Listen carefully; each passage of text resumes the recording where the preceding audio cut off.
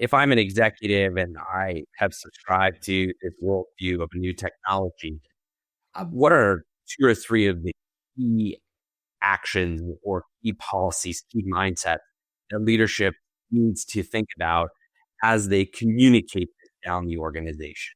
My go-to, and I think this still applies today, is good old stakeholder analysis, influence strategy, understanding individuals, teams, departments that'll be impacted, what things will be changing for them, what's a win for them, and really understanding how to communicate to them. So that helps leadership kind of break it down by those key stakeholder groups. And that's where the influence strategy comes in. How are we communicating? Are we doing, a big talk with the executives to roll this out and say, hey, here's what we're doing?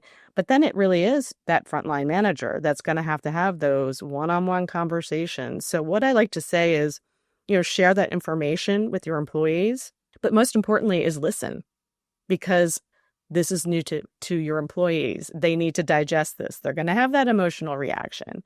Helping them kind of work through that and having those key things say, hey, this is how it's going to benefit you, or here's where we see this going. And that frees you up from doing these mundane and rote tasks or things you really don't like, or, could be done over here. And you don't need to worry about that anymore. You can be more strategic or critical thinking or help your customers.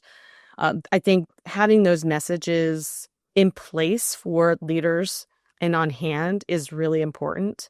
And, your employees will give you feedback, and not everything's going to be a golden nugget, right? But that's okay. What I have found is even just the moment of listening and really being present and listening to your folks and being empathetic goes a long way to overcoming that resistance, because at least they had a moment to be seen and heard. And so leaders that I see do that effectively are the ones that get their teams on board quicker and faster.